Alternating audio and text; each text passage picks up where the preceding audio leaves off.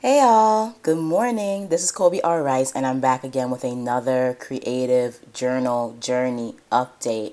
And I'm actually feeling really, really good today, if you can't tell.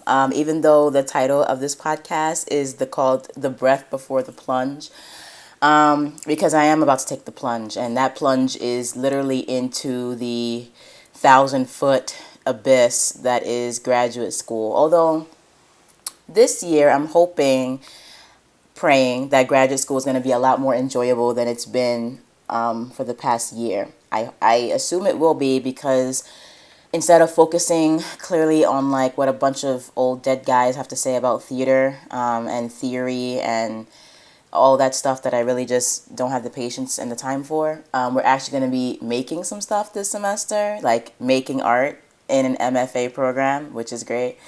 Um, and we actually had our first meeting this Friday, which I'll tell you guys about. But I'm sort of getting ahead of myself. Good morning. Today is Sunday, August 20th, and this is episode number 36. I do always have to refer to my notes in order to remember what episode it is, what day it is, because I'm just like, the way my schedule runs, I run on sort of creative non-time, which is like I get up, I work, I eat, I shower, I adult from time to time. Like when I say adult, I'm not trying to pat myself on the back, but there's just things in life you have to take care of on a day-to-day basis: grocery shopping, cleaning the house, cooking, just stuff that we have to do. And then I'll take naps and then I'll go to bed. So I don't really pay attention to the actual time or the day. I just pay attention to my body cycles, which feels really good, actually, to pay attention to that, how my body's feeling, and to like listen to my body. And I just really love how at this point in time, I mean, maybe this time in 2019 will be a different story, but at least for the next 2 years, for the most part, I can follow my body and sort of my spirit and go the directions it tells me to go in terms of like my sleep, my health, spiritually, physically, and mentally and emotionally, and my creative sort of cycles. Anyway, so that feels really good, and that's something I'm a little bit concerned about with regard to it this entire cycle and in tuneness with self being interrupted as of the start of graduate school on Monday. And I've actually literally been avoiding anything having to do with graduate school for the past week. It's like the week before we start, and people are trying to email you and like get confirmations on stuff and like get projects started, and there's nothing wrong with it, but my thing is like, this is the last week of my vacation, like leave me alone. Basically is my attitude. I will respond to you on Monday. So today is actually like towards the end of the day is going to be a little bit more geared towards getting my mind right and in the mode for grad school, responding to those emails that I don't want to respond to. I'm looking at the syllabus. I've already set up like so this is actually something that you guys might want to consider if you're going to graduate school. And it depends on you. I'm sort of a OCD, organizational freak, in terms of like my organizing my schedule, because you guys know I do a lot of stuff, so I have to have a really tight calendar, and I have to have my organization on point as to the things that I need to do in order to get everything done. So a part of that psychosis, that creative administrative psychosis, is that I keep an Excel sheet which has on one sheet I have my semester schedule. So basically my typical schedule for the week: Monday, Tuesday, Wednesday, Thursday, Friday, showing the classes that I have, like, all the other commitments that I have. And then on the next sheet next to it, I keep a weekly homework log. So every week on around like Saturday or Sunday, I'll go through all of my syllabi, and I will basically log into this homework log what I have to read for the upcoming week and on which day I should have it read by, what I have to prepare, what I have to write. And I'll break down my tasks. Like if I have a paper that's due, no matter how big or small, I'll try my best to break that paper task down into like weekly blocks or whatever, and daily blocks. And so I use my homework log to basically give myself milestones, both for my immediate assignments and my long-term assignments. And it really helps, actually being able to take a bird's eye view of my week every week like that. and get ahead of the game and know when I have to do what and when. So that's really helpful. So if you are going to graduate school, or even if you're in undergrad, actually, because undergrad can get a little overwhelming because you guys are taking like 5 or 6 classes and, there's a lot of work, a lot of reading. You might want to create something like that, like a little homework log to just organize your stuff and organize your day. Anyway, just a little tip from Colby, who's slowly and surely trying to get through this program and then get the hell up out of here. But that's sort of like a slightly different podcast. But I honestly cannot wait. And I do have my little agenda, and I'm rambling a little bit now. So for those of you, whether you're listening to the podcast version of this or watching the vlog, just bear with me for a minute. Because these are just things that are like on my mind. But I look forward to the day where I can literally live my dream schedule, sort of like what I was doing during the summer, although my summer was filled with a little too much unstructured time, where I was on my creative grind, but I needed to sort of like move around and get out a little more and like have things to do outside of my house, it's kind of, I could have done that, but it was really hot in Arizona and I walk and bus everywhere, and it's just hard to encourage yourself to get out the house when it's like 115 degrees outside. Like, it's just hard. But my dream schedule would be like I wake up at like 4:30 in the morning because I'm a super early bird, write for a couple hours, get in my, 1,000 to 2,000 words a day, and then work on some film and television stuff, like working on my screenplay or organizing my film. Right now, as you guys know, I'm in the midst of developing a project. I want to call it an intellectual property. Let's put it that way. Called Immortal, which is going to be a serialized novel, but also a TV series that I would like to shoot eventually. So that's not in full development. It's just sort of something I'm working on little by little, day by day, just teeny by teeny bit. Just doing that, breaking for lunch, getting some exercise in, probably more so like actually like either right after lunch or before lunch, and then spend the rest of the afternoon like taking a creative class, getting out with friends, and that will be probably more towards the evening actually, but getting out with friends at the very end of my day, and just like doing like lots of admin work, all the stuff that like is sort of busy work that you have to do to maintain and run your business, but that you don't want to eat into your creative time. So, marketing for my novels, networking with authors, organizing and managing my new adult noir book blog and giveaway blog, just stuff like that. So it would just be great if I could do that every day. And that's actually what I'm working towards right now, in terms of getting my intellectual properties on point, publishing my novels, getting at least one film, if not two, shot before I leave here, and just making sure that Rebel Ragdoll, it has enough momentum and enough intellectual property and products to sustain us when I graduate. And if it's not enough, then I'll continue to work on Rebel Ragdoll in all of the free time that I have outside of whatever career I'll be holding. Of course, it'll be a career in the arts if I have to work for anybody. But my main goal is to try to get Rebel Ragdoll to be self-sustaining, generating its own money, its own cash, wherein I can support myself and my daughter, and give us everything that we need, give her everything she needs for her life, and while at the same time being able to make that time for being creative and doing all the things that I want to do with regard to building my media empire. So hopefully this degree will help me along the way to actually getting that done.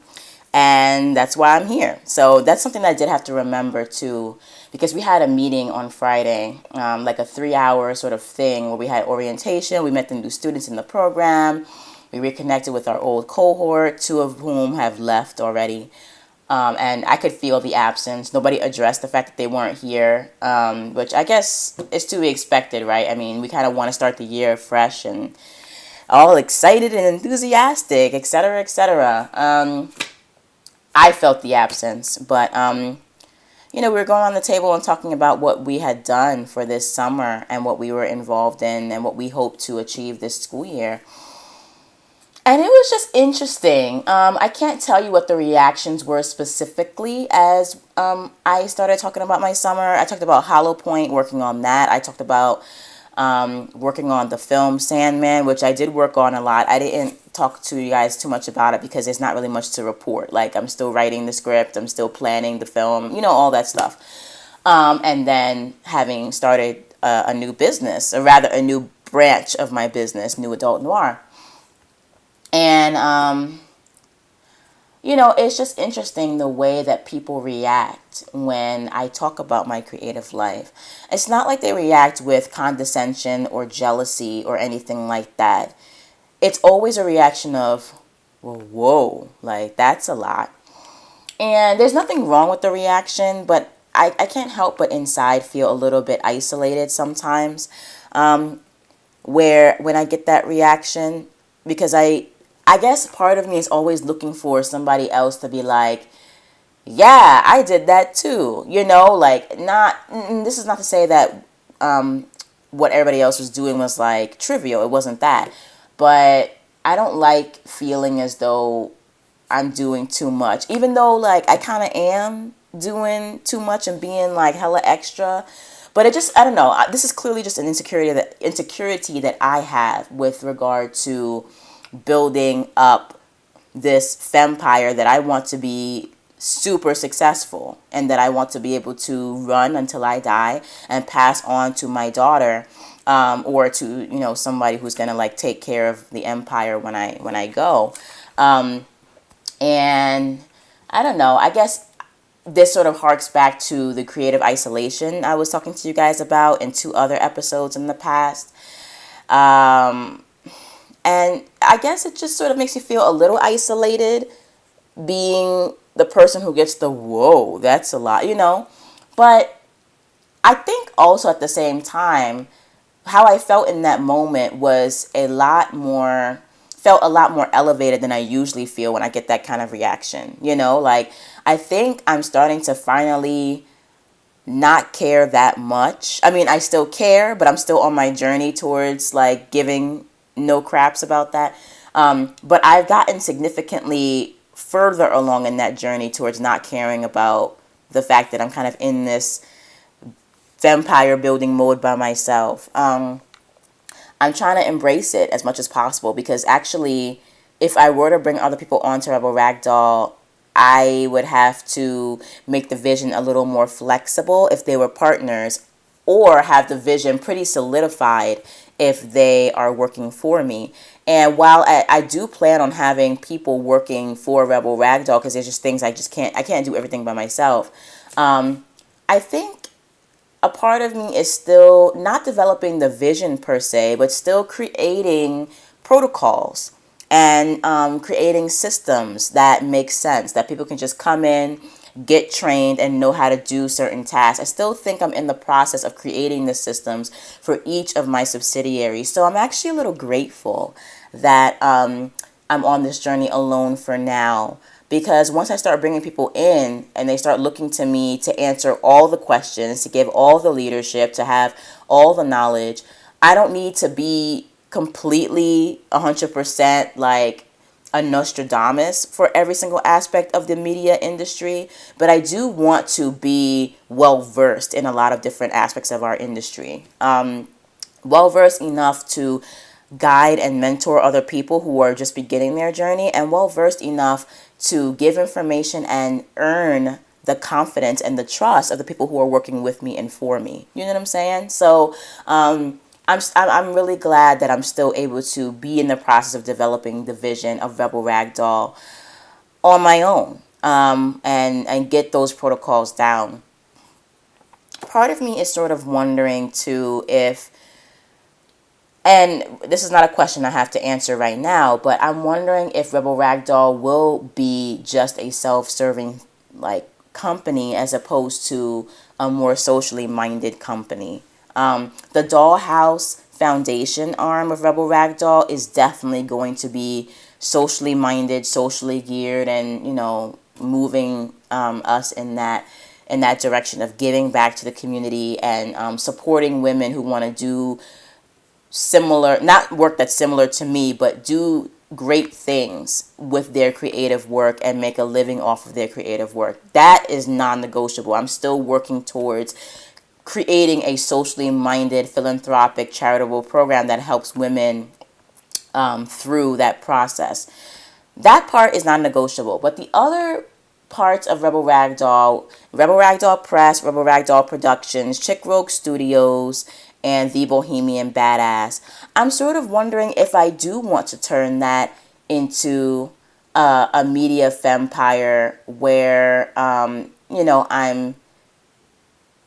bringing in other people's work, developing it and producing it, or do I just want to develop and produce my own work and hire people who are sort of independent contractors, interns, freelancers, just to work with me on projects.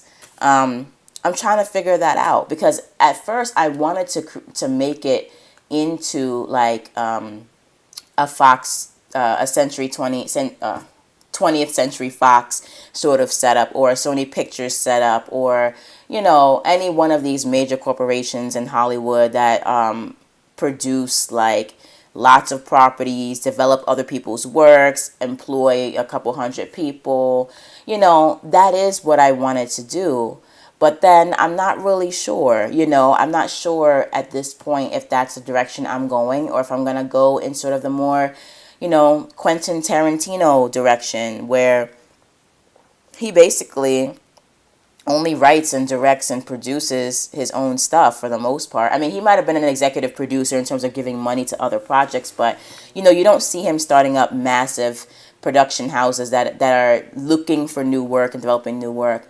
And there's nothing wrong with that, but I'm not sure where I want to sit. I feel like I do want to, give people of color a chance in this industry to have their work developed and produced and to have their careers developed. Maybe a part of me is scared or is nervous that I am not going to be able to make my numbers or keep my company in the black. I'm not really sure what is sort of holding me back from there, but at the same time, I'm not beating myself up about it because I'm just not there yet. So it's kind of putting the cart before the horse. But when I get to the point of, say, being on the cusp of continuing to create my own work versus creating, developing other people's works, and this is for films, TV, novels, games, or whatever, any one of those mediums,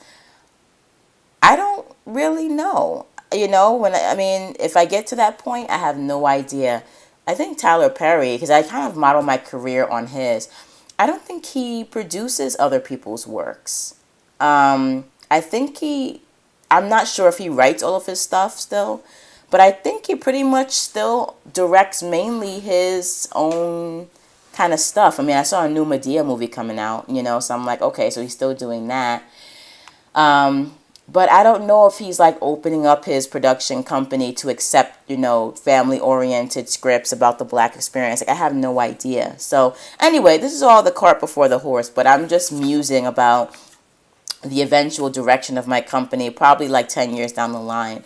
What I do know is that for the projects that I do need to hire people on, I do want to focus on hiring women of color, LGBTQ, IA plus folks, non-conforming, non-gender conforming individuals who don't feel like they have really a place anywhere with their creative work, black women, women of color, women in general. I do want to stick to my commitment of producing, directing, and creating with all female and all, queer presenting and queer identifying people. That's something that I'm going to stick to. So even if I only produce my own stuff, I still want to give opportunities to people to get paid, to get experience, to make connections, to develop relationships both with me and with each other. So that's something I am committed to, whether or not I turn into a Sony Pictures, but we'll see what happens. Anyway, so, oh God, I just rambled because I'm I don't know. This is like my journal. So, I'm going to ramble. Anyway, what did I do this week? Let's move on to that. Mostly world building and language creation for the books of Ezekiel, which is fun. It's always fun. And I also did a lot of plotting and sort of plot weaving for how many books do I have planned? I mean, I have 40 books total planned for this entire series, which is a lot, but that's what I have planned. But I know the central conflict, the themes, and the characters that appear in the first 11 books, which is great. So I was actually spending a lot of time writing out and nailing down the plot lines for the next 4 books in the series. So, yeah, that's what I've sort of been working on, and that's been exciting. I haven't really been writing much for those books, but nailing down the plot, nailing down where characters are in their arc, nailing down like certain things makes me feel, again, really in control and powerful over where the series is going.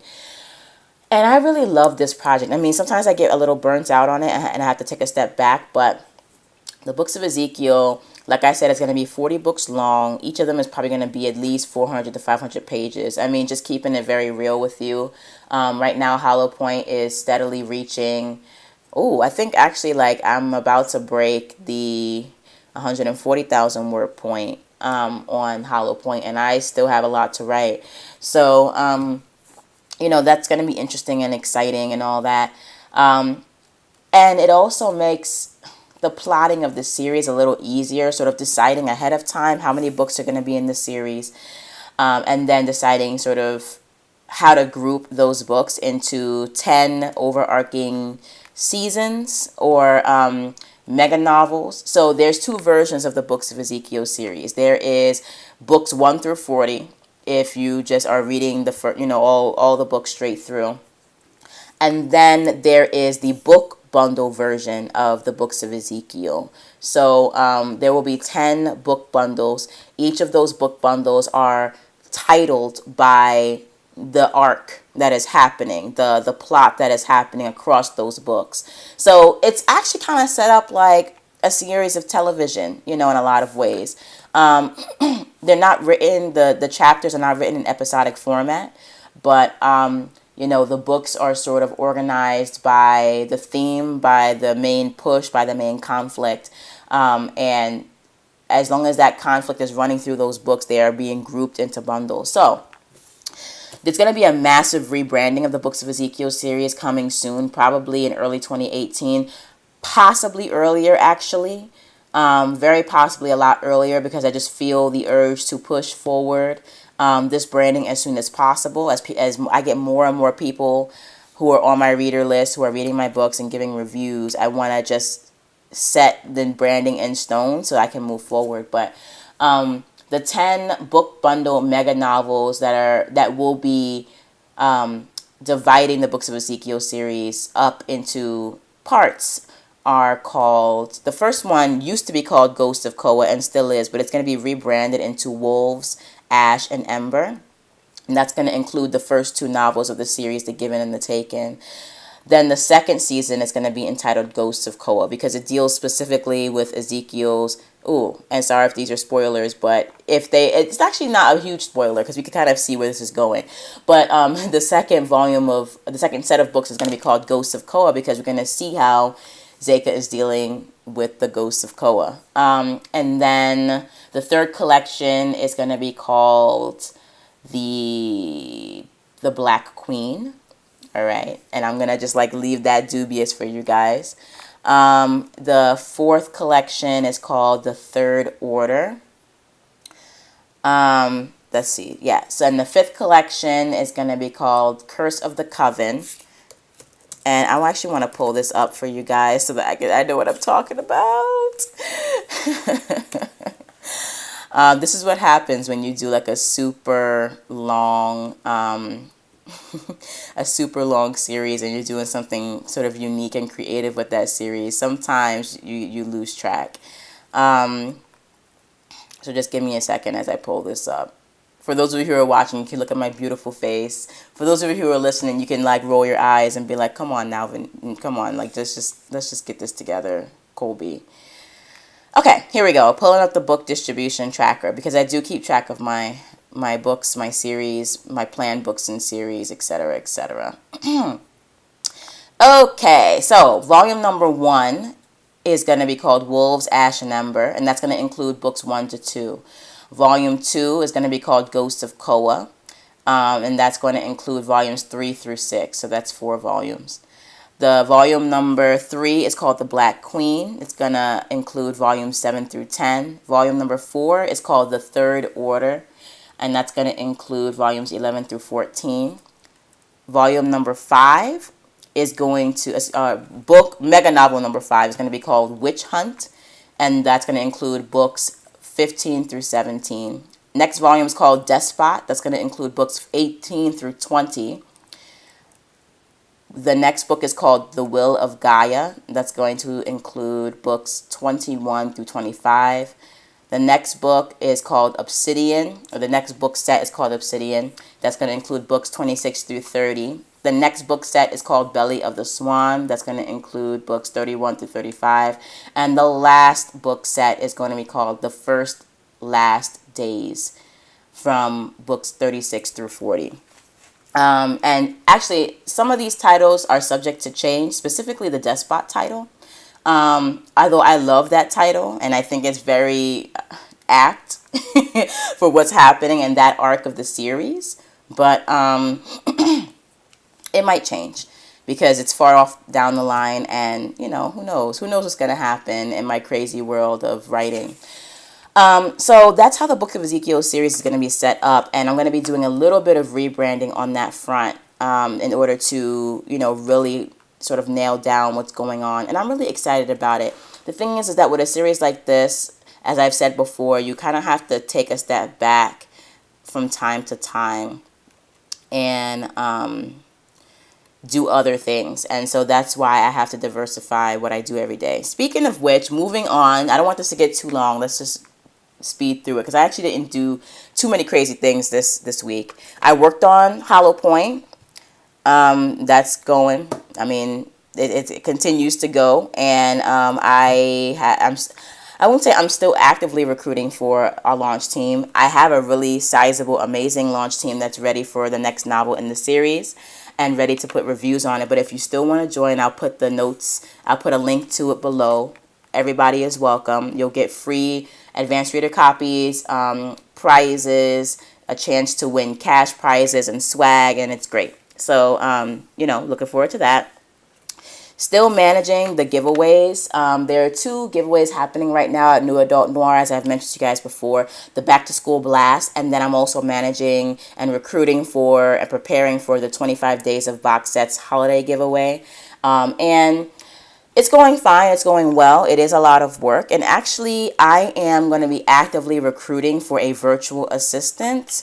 Probably at $10 an hour for about 10 hours a week. So if you're interested in getting involved with Rebel Ragdoll at all, or just managing the New Adult Noir blog for me, or managing other things, please email me. I have someone who is interested in coming on as a VA, but they won't be able to come on until about November, and even then, at this point, it's looking really shaky because, you know, that person is not sure if she can do it. So in the meantime, I still need the help, and I would love to hire someone by the beginning of October. That's when sort of like the play around period for grad school sort of stops and things pick up and get kind of crazy. So I'm trying to get someone on my team as soon as possible. And pay you, you know, you get paid 10 an hour, 100 a week. I don't know if that's like too cheap or whatever. I know it's definitely not too much to pay. I don't know if it's underpaying you. So if you have a different rate and, you know, you definitely have the skills to make that rate well worth it, please email me at colbyrrice@rebelragdoll.com. That's COLBYRRICE.com. Oh, ICE at rebelragdoll.com. And just put VA superhero in your subject line so that I know that you're applying for the VA position, because I need help. There's so many things happening and I need a VA like as soon as possible. So please do that. I have also been working on the Plot Like a Badass, not just the course and not just the 5-day challenge, but also the book and the workbook. So Plot Like a Badass is officially back in the running in terms of me producing the first released course. Actually, it's sort of the second released course at The Bohemian Badass. The first released course is Metaphor Maven, but I have to sort of revamp a few things and rebrand and do all that. Not in any major way, but there's certain things I want to polish up about around the Metaphor Maven course. So those two courses are going to be the goal for this semester in terms of getting those courses out. Producing webinars, producing master classes that are free for you guys. So if you want a taste of the courses and you want a free module, if you want one of the modules of the courses for free, I will be advertising the opening of the master class, where I will literally take 2 hours every other weekend and teach you what I know. And this is not me trying to be a guru. I am not the master of anything except my own technique. So if you're interested in my technique with regard to creating really awesome metaphors, or with regard to cinematic plotting, specifically for science fiction, fantasy, and survival horror, then these are the classes for you. So you can tell that these classes are very specific because my skill set is very specific. And that's pretty much how it's going to be in terms of me creating courses and workbooks and ebooks and stuff like that that are nonfiction, that teach about the craft of writing. That's pretty much what the brand at The Bohemian Badass, which is the brand that is sponsoring these courses, is. That's what it's about. I'm not pretending to be the end-all be-all with regard to storytelling. You know, I am a student of storytelling. I do like to study the poetics along with a bunch of other post-colonial, anti-colonial, and pre-colonial storytelling methods and methodologies. So that includes the ways that Native Americans and American Indians tell stories, the way that different African nations tell stories, the way that different indigenous cultures tell stories. I'm very invested in studying storytelling on a global level. And then using those techniques to enhance my own writing, build my own style, and hone my own voice. So if you like my writing voice, if you like my writing style, and if you like what I do with my writing, and you want to learn basically what I do and how I do it, then these are the books and courses for you. I can teach some more general courses like, dramatic storytelling or something like that. But I'm not going to pretend that my method is going to be universal. And I don't like pretending that it is.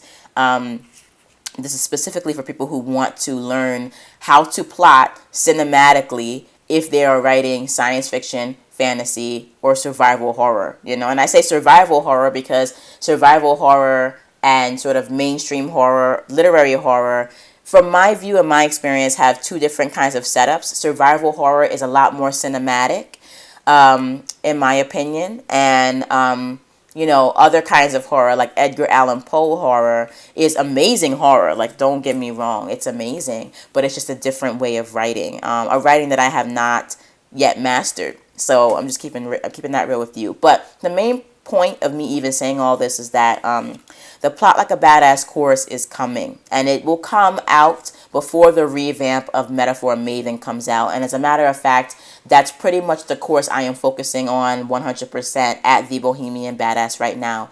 So if you're interested in knowing more about the Plot Like a Badass course at The Bohemian Badass, please sign up to the interested list. It's not anything except a list of people who are interested in knowing about it when it comes out or as it develops. And then once the master classes, which are again free samples of the course, are available, I will let you guys know, and you can attend an online live workshop, live masterclass, and we could go through some material, and then you can ask me questions, and then you can have an opportunity to be one of the early buyers of the course. And for those of you who are lucky enough to be one of the beta testers of the course, and for those of you, if you're watching, you know who you are, I haven't forgotten about you. You will be getting some emails from me within the next month or so with regard to setting up your account at teachable.com and going into the system and testing out different aspects of the course. So stay tuned for that. I promised you guys that about a month and a half ago, and I have not forgotten. So just bear with me. Okay. What else is coming? Is that it? Is that it? I think it is, y'all. The only thing I want to leave you guys with today is actually two things. One, speaking of the Bohemian Badass, because I told you guys last week that I was going to revamp how I'm approaching it, that is still on and popping. As a matter of fact, I'm recording my first podcast in a while today, so I'll be recording it today, releasing it on my blog and on iTunes and all the other podcast feeds tomorrow. And it is entitled Dealing with Haters. It's officially entitled something else, but I don't want to cuss on the podcast. So if you're interested in learning how to deal with haters from a sort of raw, real perspective, check out thebohemianbadass.com. That's THEBOHMIAN badass.com. And I'm hoping I spelled that right. I'm pretty sure I did.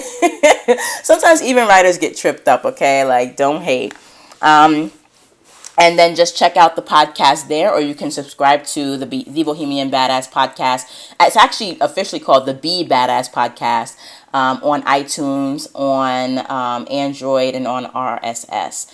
So you can check us out there, and I will be resurrecting and pushing forward very slowly all of the properties and information at the Bohemian Badass as much as I can. And so the main goal right now is just to get the blog running, chugging along smoothly, get the podcast running, chugging along smoothly, and to get our first series of, I call it a course package, get the first course package out there for Plot Like a Badass, which is going to include the entire signature course, but also the ebook, a workbook, which is going to be really sexy and amazing, and then the master class that I will be holding for free for you guys who want to get a free taste of the course. So that's what we're doing. That's what I'm, up to. Grad school is starting literally tomorrow. Excited about that, but sort of like also not excited about that at the same time. It's kind of like, once again, me being back in my PhD program where grad school was cool. It was cool, but it was sort of the thing that was like giving me my security, teaching me some things, helping me grow. But on the side, I have this like fly, sexy ass, creative life that's kind of like the side piece. It's just so strange how I'm kind of back in a similar situation that I was in before when I was pursuing my doctoral degree at UW-Madison. And it's a great institution, a great program, really amazing elite program. And that's not to pat myself on the back. That's really just me giving props to the program itself. The program is amazing. And I learned so much being there.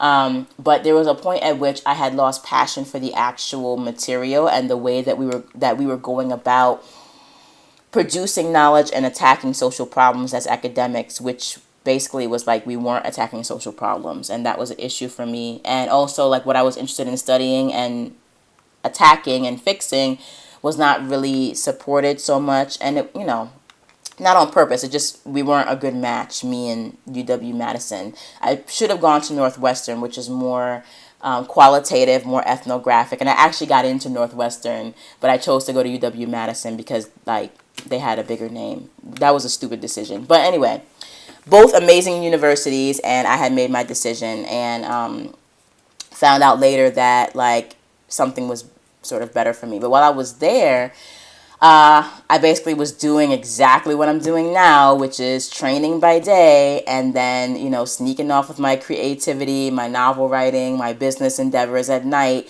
So it's like having a husband, named Academe, and then like having a lover on the side named Story, and they're both providing very different things. Story and Vampire Ness is very sexy and beautiful and can throw down in the bedroom, but is not very stable right now. Like, he's in between jobs right now. Like, he can't really provide the money and stability that I need as a woman right now. That's how it's going. And then Academia.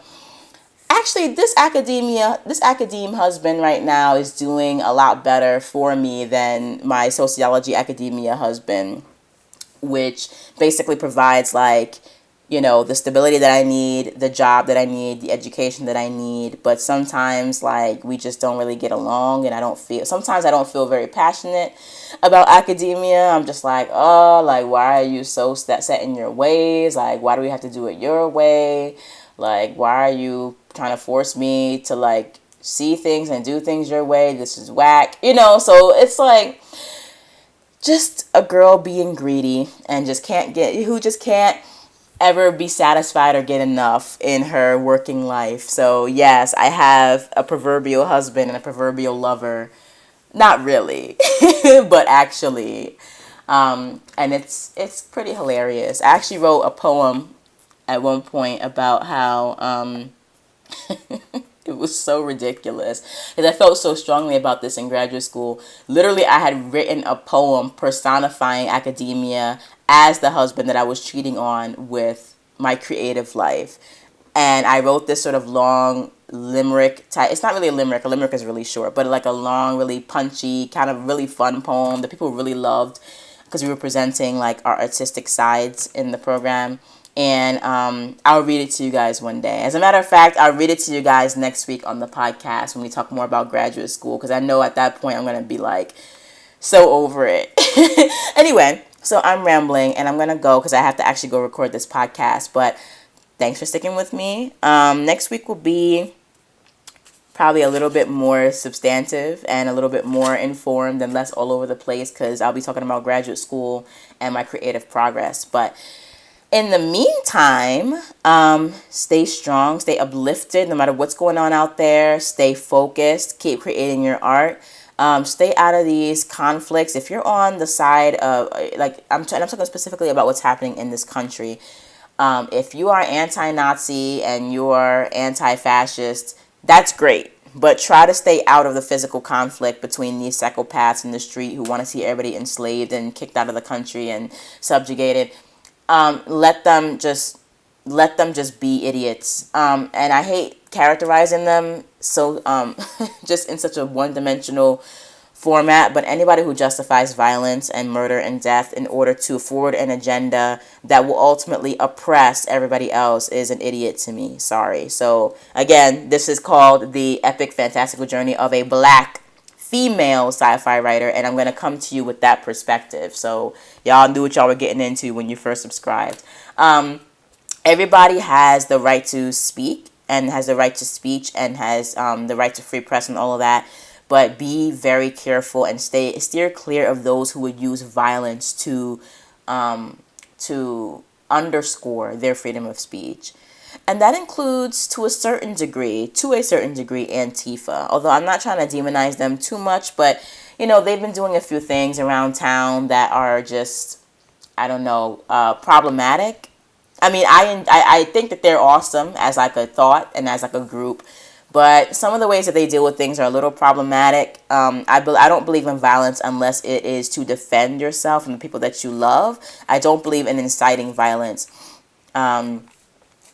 unless it's to defend people or who you love. And I mean, like, if somebody's threatening to kill you and is on his way to kill you, then by all means do what you have to do. But that's not really the case when it comes to Antifa.